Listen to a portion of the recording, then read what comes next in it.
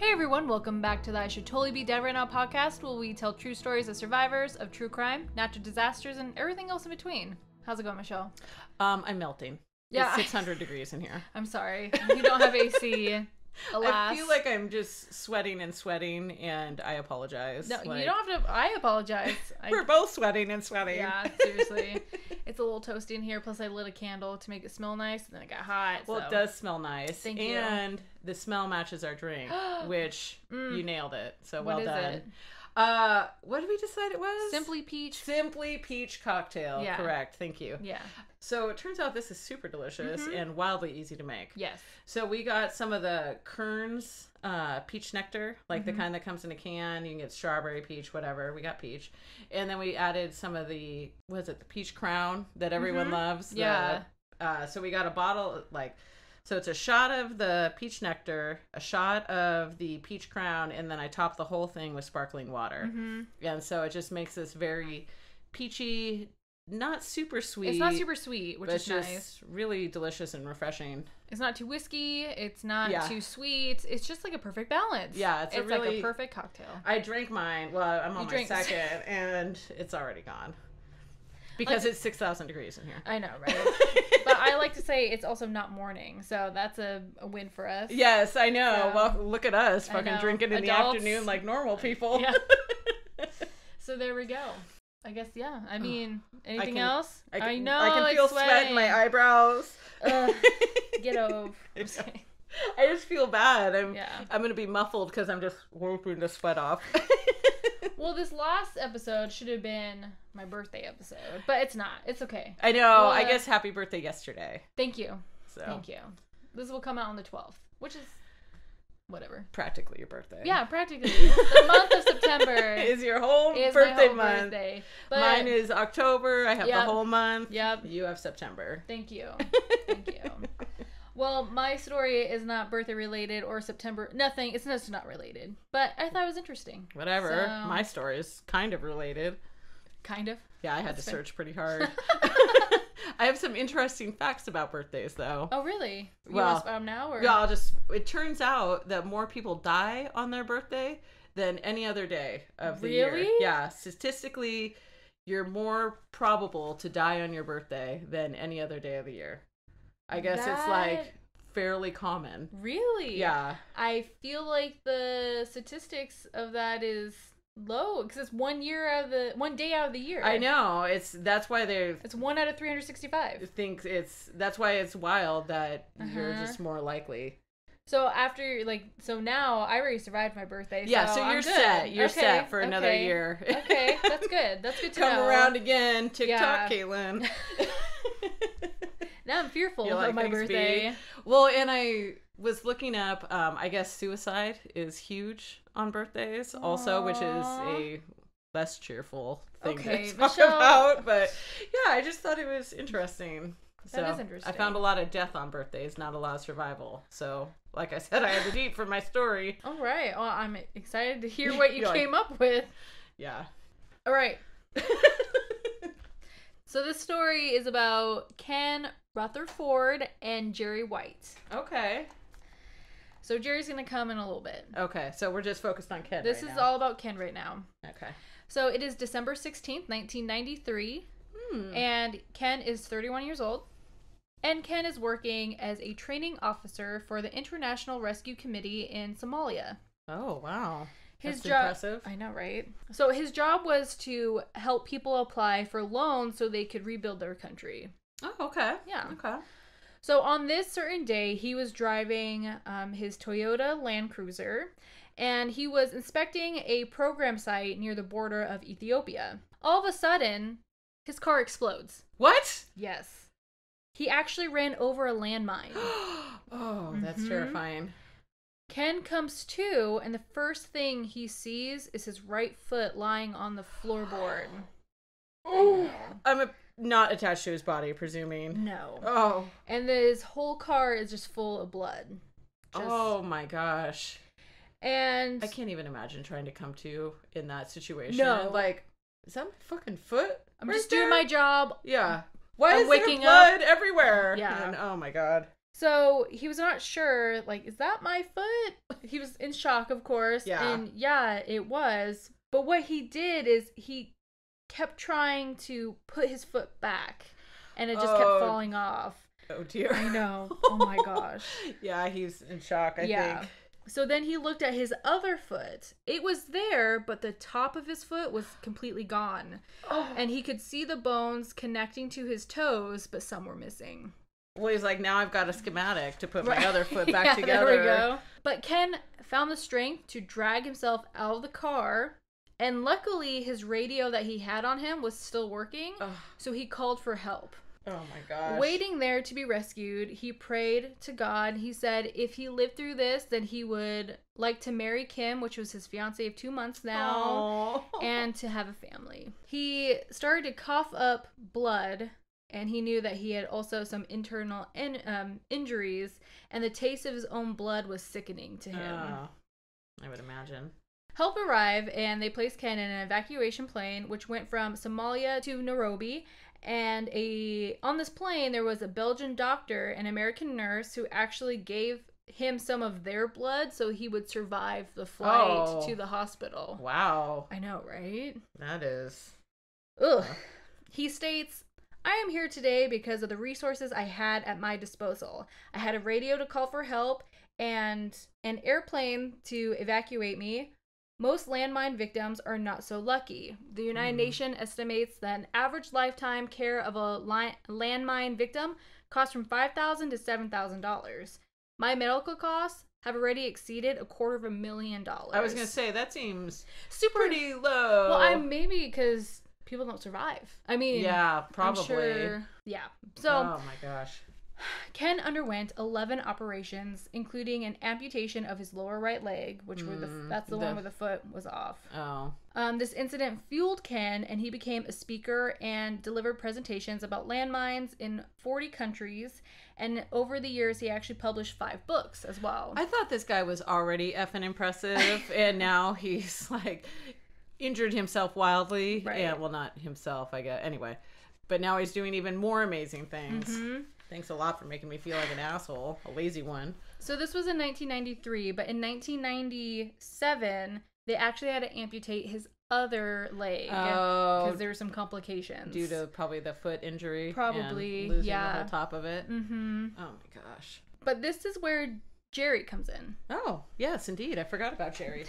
So Jerry White, we're gonna go back a little bit. So Jerry White is 20 years old in 1984.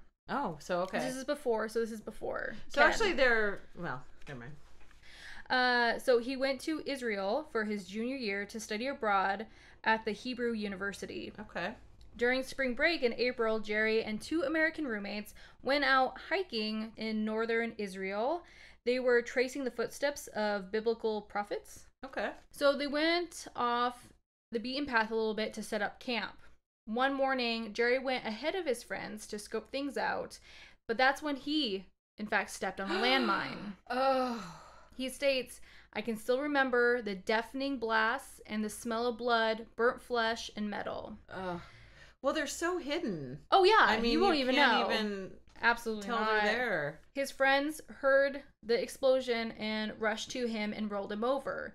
He was alive, but Jerry could now see the extent to his injuries. Oh. It's interesting. His right foot was ripped off. I wonder if that's like where they step yeah, first. It's true. Shrapnel had lacerated his skin, and his left leg was open and raw with a bone sticking out of his calf. Oh my gosh. Ugh. Yikes. Unfortunately, they had no radio and only could yell for help. Oh my god. So he could either bleed out, or the friends can try to carry him out through a landmine. Oh my gosh. You know?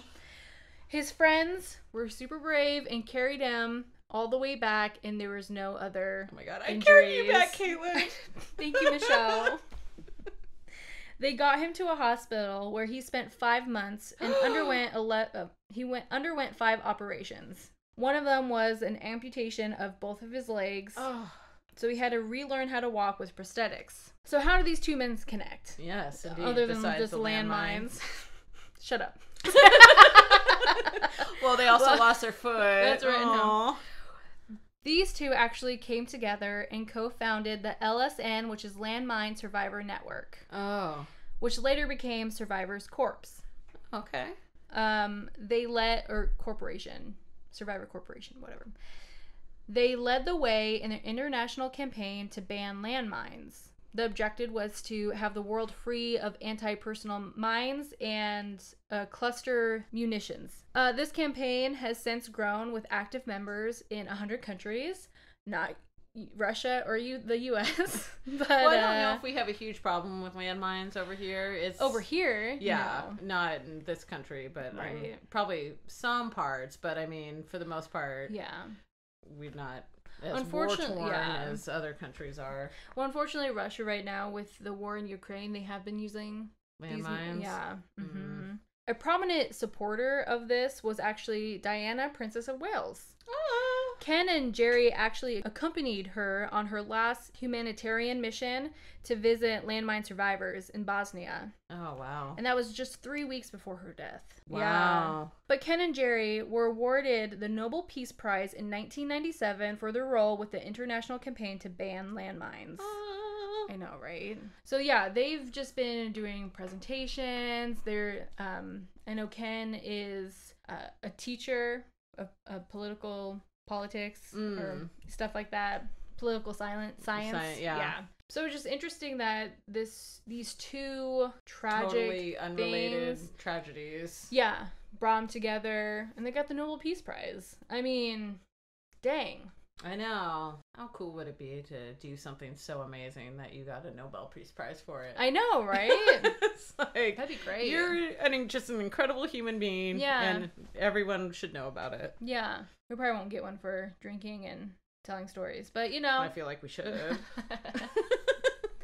No, that's but I don't want to stay up on landmine, you know? Yeah, I mean, also that. How scary.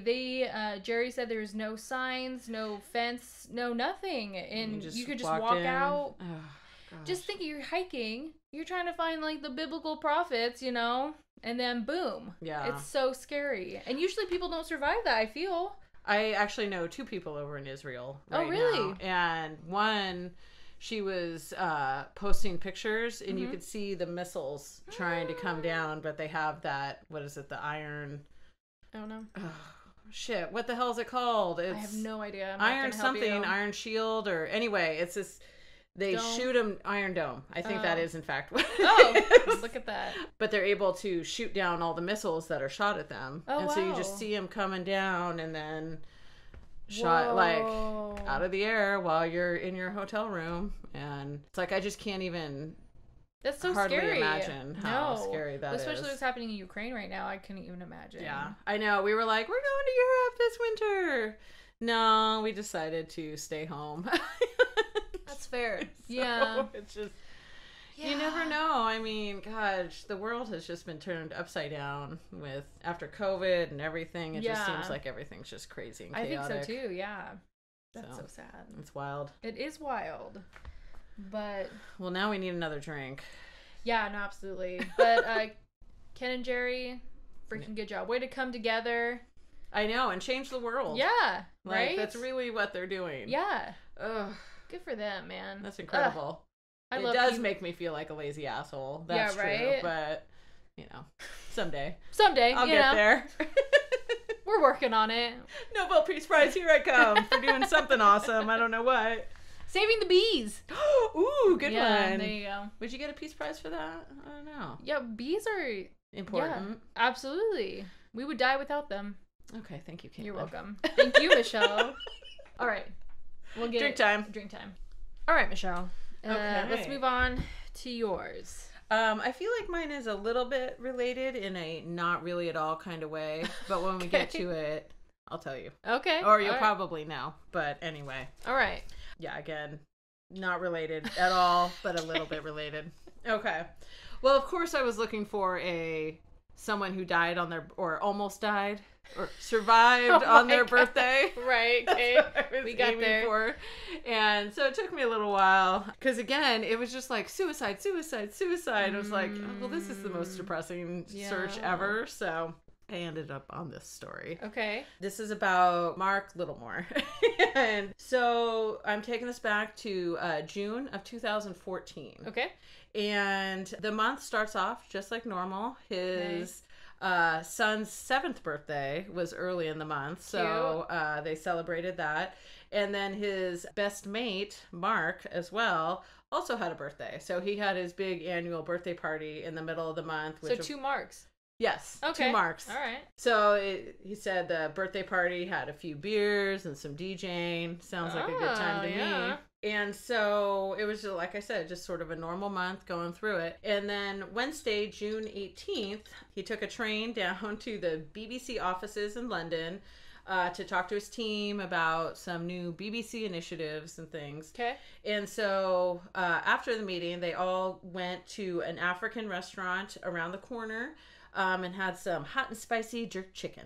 Ooh. And so he actually said it wasn't so tasty, but no, the African ginger beer was not as tasty, but the jerk chicken was delicious. Great. Nothing unusual. He got back on the train, headed home. Okay. Turns out that jerk chicken will be his last meal for a couple of months. What? Yeah.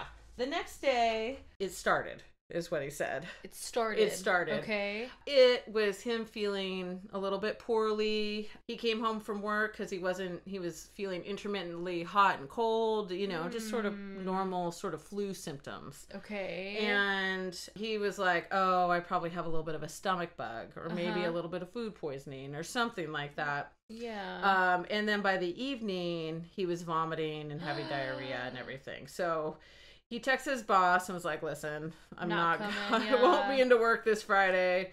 I've been up all night throwing up. We have those days. Yeah, we all have those days. Mine's usually alcohol related, but not anymore. That was my 20s. Those are long gone. And he ended up having to cancel other plans. Like he had plans at his wife's school. He was going to teach 10 and 11-year-olds how to write video games. And his wife, Claire, was like, this is very strange for you. You don't break plans. You're not usually sick like this. Mm-hmm. So she decided to take him to the doctor. Okay. The doctor gave him, I'm assuming it says Diarrhea. I'm assuming it's like Pedialyte. Probably something like that. Yeah, it's like electrolytes and something to rehydrate himself. Okay. So probably has more of the electrolytes and as you say. So he went home with his Pedialyte and he attempted to drink them, and it turns out he just couldn't keep any liquids down. He couldn't keep any food down. He couldn't keep any liquids down. Wow. So all their family plans were canceled for the whole weekend because he was down for the count. Yeah. And then he was still feeling sick come Monday. That's crazy. Okay. And his wife noticed that he was having difficulty walking. They were like, I think this is more than just normal. Your tummy hurts. Yeah. This is not food poisoning. This isn't, because it'd be gone by now. It's not a stomach bug. Right. How long does the flu last? The flu, I think, can last anywhere from like a week to 2 weeks, if not longer.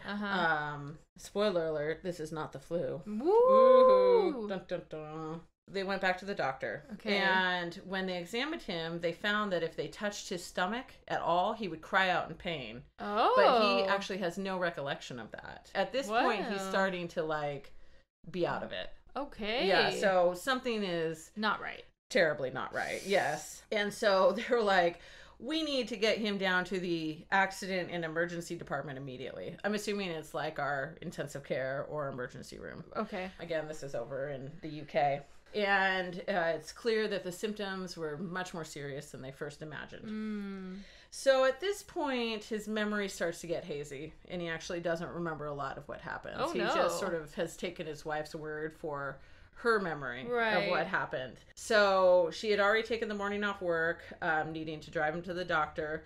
And so she drove him off over to the accident and emergency department, and he almost collapsed, right as they got into the emergency room. Really? Yeah, and thankfully, he had a doctor's note from his original doctor that says, this guy needs help right away. So they were able to sort of, skip through triage and just go immediately to the back. And they realized he was wildly dehydrated. So at this point, he has not been able to keep liquid down for 5 days. Oh my gosh. Yeah. So, he originally got sick Thursday morning, and now it's Monday, so it's been a little while. So he was admitted into the hospital, and he was actually put in sort of like a quarantine room because, just in case, yeah, they didn't know what was wrong with him at this point, and they didn't want him in a room with a bunch of other patients who were having their own issues. And so they started giving him IV fluids, and they were just trying to determine what was wrong. And so his wife the next day brought his kids in, and she said he was looking better, but he was very confused. Like, he just wasn't following the conversation and just not real clear. And he was convinced that their friend's son had been in a terrible car accident. And in fact, he was like, you have to Google it. This happened. And turns out it was just like a big hallucination. Holy cow. Like, it never happened. His friend's son was fine. No car accident. That's weird. Yeah. And so they realized he had been given morphine for the pain and was now having hallucinations. Oh. So I see. Apparently he told like the doctors that came in that he was feeling fine. It was probably time to just let him go home. They were like, no, we're going to keep you. So Claire visited again and then left at 7 p.m. that night. And then at 10 p.m. that night, she called and was just like, hey, is he doing okay? And they were like, yeah, he seems to be doing okay. And then at 2:30 in the morning, she got a call that said, you need to come down here immediately. Mark is very ill. Oh my gosh. It's crazy how fast that happens. Yeah. No, they were like, he's doing okay. Yeah. And so at this point, his blood pressure had dropped to almost nothing, and he had multi-organ shutdown. Oh my gosh. His organs are starting to shut down on him. They still can't figure it out. Nope. Ugh. Well, they figured it out. Okay. Like, right this very moment. Oh, the next great. sentence. So it turns out he had sepsis. Oh. And so sepsis is a condition that the body's immune system goes into overdrive to try to protect itself from infection. Okay. So let's say you have an infection somewhere. I guess your whole body just sort of turns against you to try to get rid of this infection. It can be very, very dangerous. Interesting. Sepsis is wildly I hear that deadly. word, but I don't actually know what.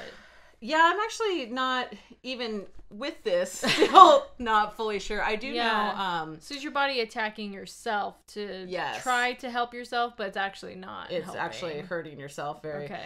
Turns out our friend Paul, who was on the podcast a long time ago, he dropped a piano on his foot. Oh. And, it started to get swollen. He's just sort of ignored it. It's like, yeah, it hurts, big whoop. And then it was like a few days later, and his wife was like, you should probably go to the doctor. And turns out he was like within hours of having to have his foot amputated. What? Yeah, because it was just, he could have, if he had let it go for another couple days, he probably would have died. And really? At the very least would have had to lose his foot. Oh my gosh. No, it's very serious. And so back to Mark. Yeah. They did a CT scan to kind of get a better idea of what was his drop in blood pressure. What they found is there was a problem somewhere in his bowels.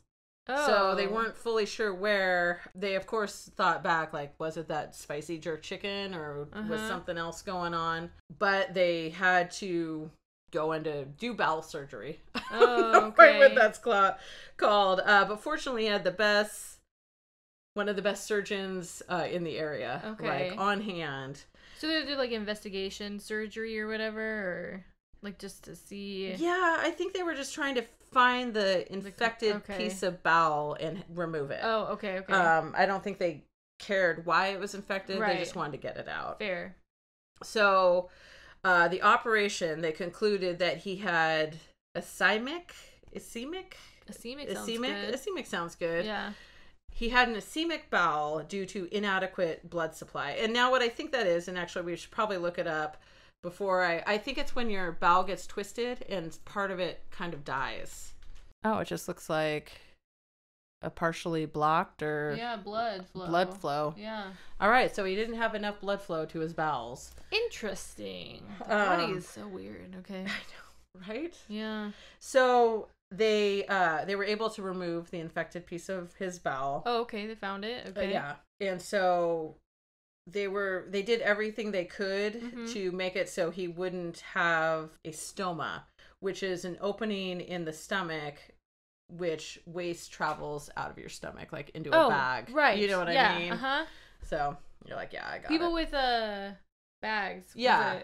It's that. I know what you're talking about. I saw on TikTok. A colostomy bag. Yes. Yes. I saw someone on TikTok. She showed her stoma and she how she cleaned it and how she put on the bag. It was so interesting. Oh, wow. That's scary. I know, right? I wouldn't want that. What he says is it's not very glamorous, but if it's a chance to save his life, he's okay with it. Yeah. So they took a sample from his now removed bowel. Okay. And they sent it over to microbiologists to try to find the cause of the infection. And he was given broad spectrum antibiotics in order to kill any infection in his body. Yeah. And then he had to be put into a medically induced coma. What? Yeah, they felt like his body had a better chance of recovering if he was at rest. Interesting. Okay. And at the time he was also given huge amounts of drugs. I mean, he's on pain drugs, he's on antibiotics. Can't really do anything anyways. Might as well just sleep it off. Yeah, no, exactly. Not have quite as much hallucinations, pain, I guess. Yeah. Also, yeah. So he ended up having to have, of course, the tube down his throat to keep his windpipe clear. He was too weak at this point to even breathe. Oh my gosh. His lungs were controlled by a ventilator. He was given drugs to sort of increase the strength of his heartbeat. I mean, just all of his organs were shutting down. That's crazy. And everything was just getting crazy weak. Ugh. And he, the heart medication was also to try to get blood flow to all of his quickly dying organs. Oh. Everything's shutting down. All of his blood had to be passed through a dialysis machine. Wow. To clean it out of toxins. His blood pressure was still dangerously low. And his body was dying, but he was kept alive by the miracle of modern medicine. So Claire and family were told by the intensive care unit that his condition is deteriorating. And despite increased support, he's unlikely to survive. Awful. And so they were all pretty sure he was going to die probably that night even. So after 6 or 7 days in his induced coma, they started to reduce the amount of drugs that they were giving him. Well, he's still alive. He's still kicking it. So now they're going to try to bring him up and try to get him a little. Haven't given up. They have not given up at this point. Yeah, they're like, forget it, pull the plug. Right, we're done with Mark. Sorry, buddy. No, he was still around after 6 or 7 days, so now it's time to start trying to bring him out of this induced coma. Okay. So they were decreasing the amount of drugs, and so he would start drifting in and out of consciousness. Okay, makes sense. And he was still on super strong painkillers, antibiotics, and he still had a lot of confusion and disorientation, which means at the time he had no idea what was going on with him. He didn't know where he was. He didn't know what was happening. He was just completely like, what the fuck is all this? Right.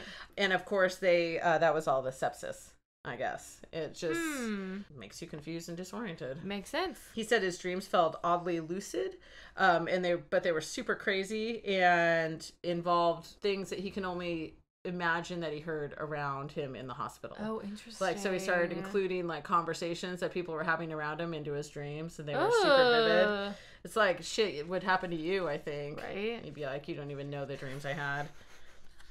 So he had a dream he was being operated on while he was in a boat in the Caribbean. Oh. He had a dream that he had been on fire in a Victorian building in London. I mean, just like... That's kitty stuff to me. I'm just kidding. Yeah, you're like, that ain't nothing. I got some weird shit. And he just had a hard time separating dreaming and reality.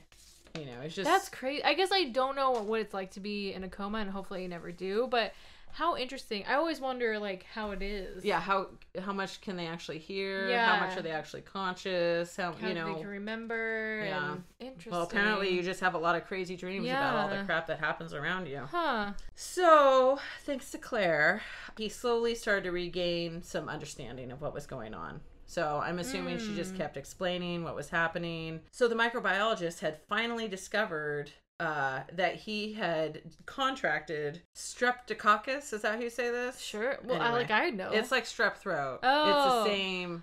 Bacteria? It's the same bacteria. Streptococcus group A bacteria. I feel like I totally swore just now. I guess it's normally found on skin and is generally harmless. but if it gets into your bloodstream or into your deeper tissues, it can cause major problems. And so they found that to be the source of his sepsis, is this strep bacteria that had gotten into his blood somehow. To this day, he still doesn't know how he contracted it, but he still thinks about that jerk chicken that he had eaten. He's never going to touch I it know. again. He's like, forget it. I'm never having jerk chicken again. It was probably the African ginger beer. That's crazy, though.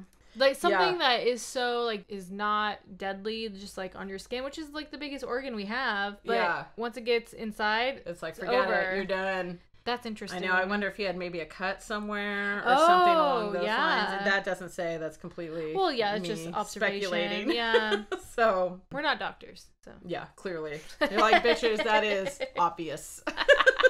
So it took Mark a while to be able to speak again, because he had the tube down his throat. Right. And even once they took the tube out, he still had a hard time breathing. Everything was just so weak. His lungs were weak, his limbs were weak, and it took him, he had lost a lot of weight, and it took him over 2 years to regain his weight again. Yeah, he was just a reasonable weight again. So he was just wildly emaciated. Yeah. So he ended up spending 45 days in intensive care. Dang. And he said it was an incredibly difficult times.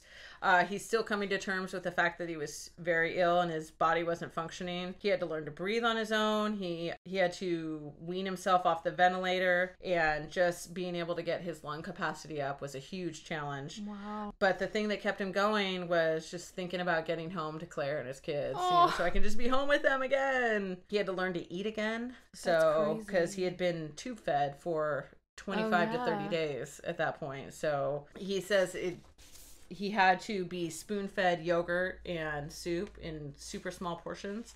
And then often he would just become sick after eating it. So it's he couldn't even keep that food down. Because he wasn't used to it. Yeah, I wasn't used to it. So it just took a long time. And he knew that he was needed to gain weight. And he said and every time he'd be sick, it would just be soul destroying. Because he just really wanted to get better. So after a month and a half in intensive care, he was eventually weaned off the drugs and the dialysis machine and was able to go to a normal hospital ward. Okay. And he actually said that this was pretty scary, because in intensive care, it's one nurse to one patient. Okay. So he had the same nurse always coming to see him, always checking on him, unless it's a different shift. But, he saw the same faces all the time. Right. In the normal ward, it's one nurse to every 15 patients. Oh, wow. So he would only see a nurse maybe twice a day. And, when you're there, in this incredibly hard situation, you're just dying to see somebody. Yeah. And, So he was really happy whenever the nurses came by. Poor guy. And then he just went through having to learn to walk again. Right. All his muscles are all wasted away, and just having to build that all up. He,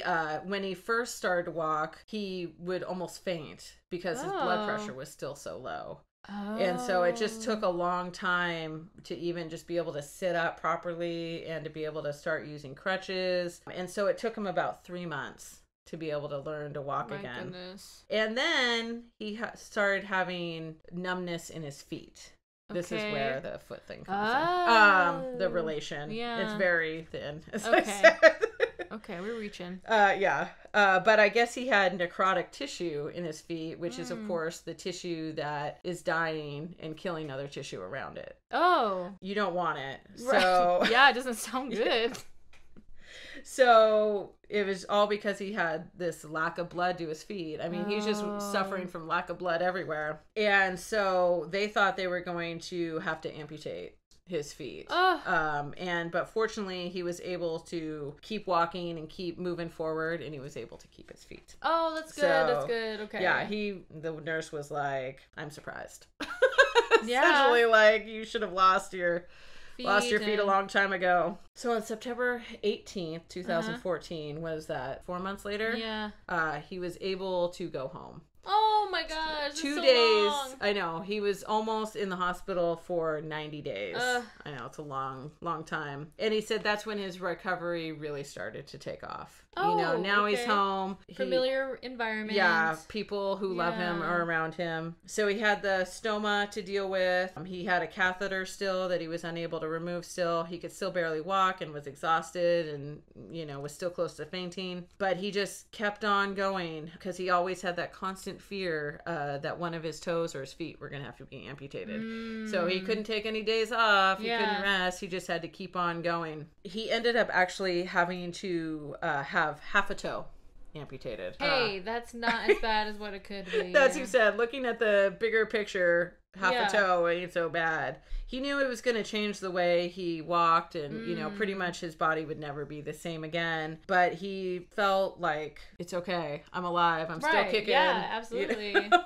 So after 6 weeks of being home, he managed to have the catheter removed. Oh, okay. Which is never a fun experience, as he sure. says. And after 8 months, he was told that he could have his stoma reversed. Oh. And so they were able to reattach his lower intestine and be able to start functioning normal again. Wow. I know. Oh, now May of 2015, he had the operation and he was able to use the toilet again. Aww. He has a new normal now. He's thinking of things differently. It means planning holidays a little bit differently because he's got new things to think about, how quickly he can move. And I see, okay. And, he has to find new ways of exercising that are lower impact and things. So he's taken up cycling. He set up new challenges for himself, such as spending more time with family. He'll never be the same, but he says it doesn't really matter anymore. What really matters is that I'm still here with Claire and my children. Absolutely, man. I just found that so interesting that, when we're born, we're breathing. It's something we don't learn. Yeah, you just do it. Yeah. But when, you get in an accident, you have to relearn how to breathe and talk and eat and walk. Yeah. It's so interesting because we learned that all since, as we were children. So it's like second nature to us. Yeah, how has this gone for me? How did I forget how to do this? I did this all my life, and then all of a sudden, within a month, I don't know how to do it. Ugh. It's so bizarre. Man, the human body can really F you up. It can. It's like, Mark, we're done with you. Yeah. We're going to just attack the shit out of you. Mm-hmm. And yeah. Not today, sepsis. It's like, it's amazing what the human body can endure, but also what it can't handle. Yeah. Which is so crazy. Yeah, it's incredibly rugged and incredibly delicate. Yeah, at the same time. I'm so glad that He was able to keep his foot. Yeah. Except for the half of the big toe. Yeah, whatever. Bye. Yeah. But, wow, that's a great story, Michelle. It was a little bit of a longer one than I'm used to. No, it's good. Not too bad. No, absolutely not. Mine was shorter, so. But no, that was great. Dang. Human body. Thank you, body, and also fuck you, body. Yeah. Well put, Caitlin. Well put. Thank you. It's like we're trying to help you, the body, but then it's like, no, you're making this worse. Well, and, when our friend who we had seen 2 days ago was like, oh, by the way, I almost died. And it's like, what? Yeah. What? If he had not gone to the doctor, he would have been... died. Yeah. It's so bizarre. It's so crazy. But I'm so happy that Mark is alive and well. Well done, Claire. Yep. On taking care of him. Taking care of your man. I didn't feel good about any of that, but... No, it's just nice to have that support. Yeah. Oh, even Google says this is rare. Oh. Fewer than 200,000. Oh, the bowel thing. The infraction. Ischemic. Yeah. Ischema. Yeah, ischema. Ischema. Yeah, I said that all wrong. Whatever. All right. Well, good stories and good stories, good drinks, good company. There we go. Just not the weather. And yeah. Too hot. 6 million degrees. I'm sorry. All right. We'll see you guys next time. My ankles are sweating. Okay, goodbye.